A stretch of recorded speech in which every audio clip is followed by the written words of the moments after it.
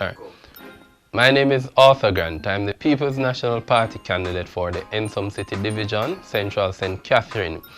I would like to big up the communities of Eltham, all the Eltham Vista, Eltham View, Eltham Park, Acres, all of Ensom City proper, as well as the Okobi community.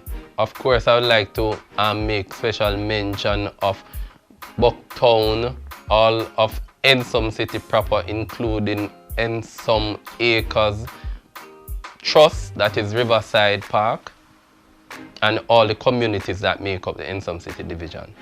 I am campaigning on the platform of community development.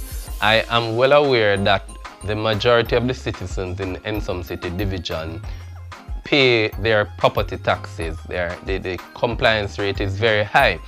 What I want to ensure is that your taxes that you pay to the municipality works for you, and therefore I will focus a lot on improving street lights, parochial roads, as well as garbage collection. We also need to focus on strengthening our community groups, our youth groups, that work along with the churches, the schools, and the police to make our communities safe, and also to make our communities a place where people would want to raise families, to live, to do business. Vote for me, Arthur Grant, on November 28th. The People's National Party, with the people, for the people.